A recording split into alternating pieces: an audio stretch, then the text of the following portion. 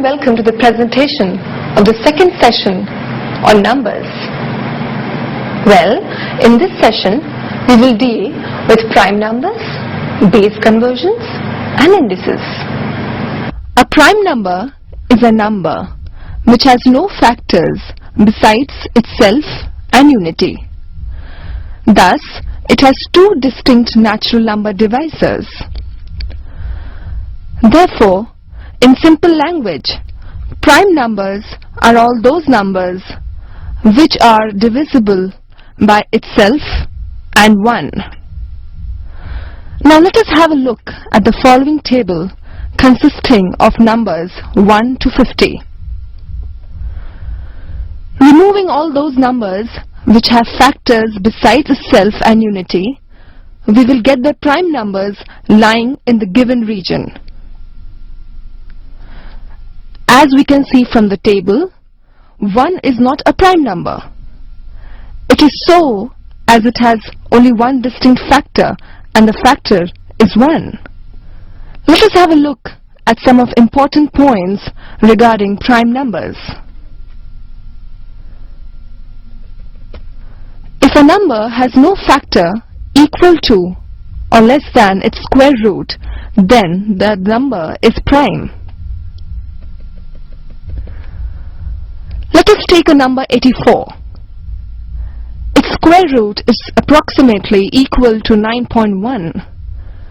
Since 84 has a factor 2, which is less than its square root, therefore it cannot be a prime number. The numbers which are not prime are known as composite numbers. They have factors other than 1 and themselves. Now let us again look at the table from the previous slide. Removing the prime numbers, the remaining set of numbers gives us the composite numbers. There are some important points one should remember while dealing with prime numbers. 1 is neither a prime number nor a composite number. 2 is the only even number which is a prime. Well, what is the square root of a number? A square root of a number gives us a number whose square gives us the original number. Let us now see how to calculate the square root of 65536. Now write down the number 65536. We then start grouping two numbers at a time from the right hand side. In this case, the groups are 36, 55 and 6. Then write down the highest integer whose square is less than or equal to the first group as a divisor and quotient. In this case, the highest integer is 2. Taking the square of 2, we get 4. Subtracting 4 from 6, we get 2. Then we club the next group with the remainder 2. Thus, the new dividend that we get is now 255. Adding up the first quotient to the first divisor, we get the value to be 4. We then club the highest integer to this value so that the multiplication of the number so formed with the integer is less than or equal to the new dividend. In this case, we club the integer 5 with 4 to get the number 45, so that 45 multiplied by 5 is less than or equal to 255. Write down that highest integer 5 as a second quotient alongside the first quotient. Multiplying 45 with 5, we get 225 as the value. Now subtracting 225 from 255, we get 30. Clubbing the next group, that is 36 with 30, we get the new dividend as 3036. Adding up the second quotient 5 to the second divisor 45, we get the value as 50.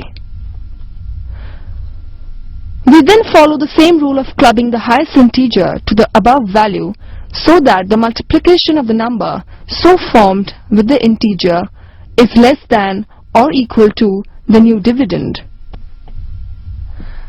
The highest integer in this case will be 6, as multiplication of 506 with 6 will give 3036, which is equal to the dividend. Now write down the highest integer 6 as a third quotient alongside the first two quotients. Now since the remainder is 0, the number so written in the quotient gives us the square root of the original number 65536, and hence the square root is 256.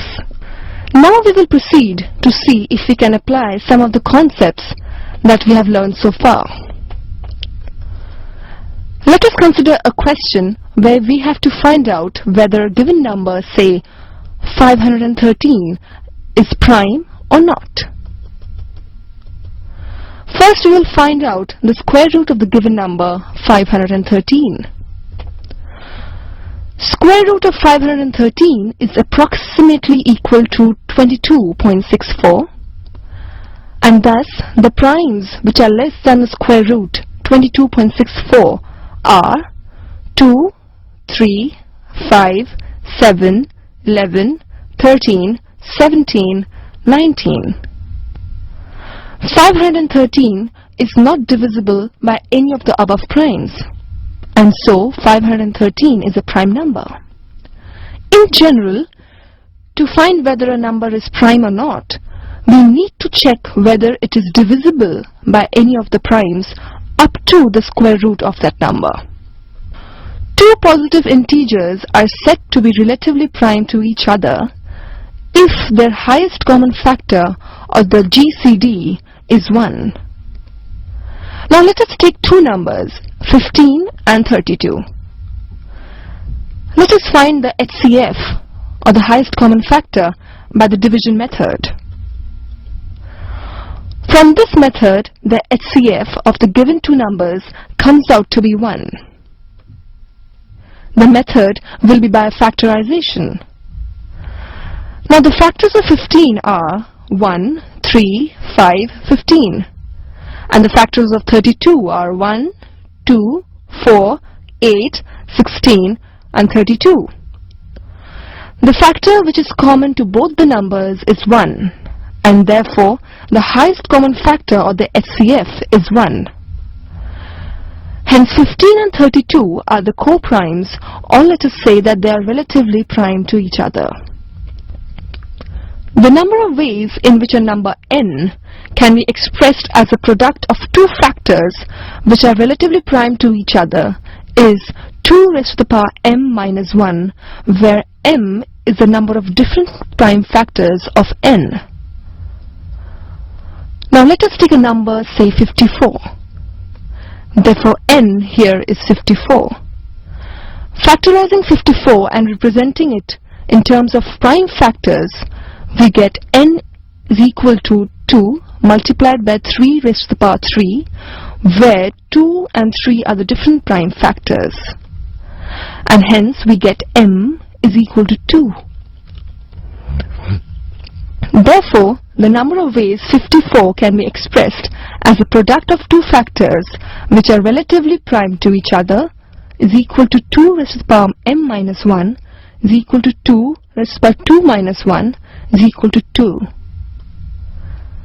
They are 2, 27 and 1, 54. We will now have a look at important formulae regarding indices. A raised to the power m multiplied by a raised to the power n is equal to a raised to the power m plus 1. To give an example, 2 raised to the power 2 multiplied by 2 raised to the power 3 is equal to 2 raised to the power 2 plus 3, which is equal to 2 raised to the power 5. The next formulae, a raised to the power m divided by a raised to the power n, gives a raised to the power m minus 1. To give an example, 2 raised to the power 3 divided by 2 raised to the power 2 equals to 2 raised to the power 3 minus 2, which gives 2 raised to the power 1. The next formulae, a raised to the power m whole raised to the power n equals a m n. For example, 2 raised to the power 3 whole raised to the power 2 gives 2 raised to the power 3 multiplied by 2, which is equal to 2 raised to the power 6. The next formula comes a whole raised to the power n divided by n gives n and the root of a. For example, 2 raised to the power 1 divided by 2 gives 2 root 2. The next formula, a raised to the power m divided by n gives n the square root of a raised to the power m. For example, 2 raised to the power 3 by 2 gives 2 square root of 2 raised to the power 3.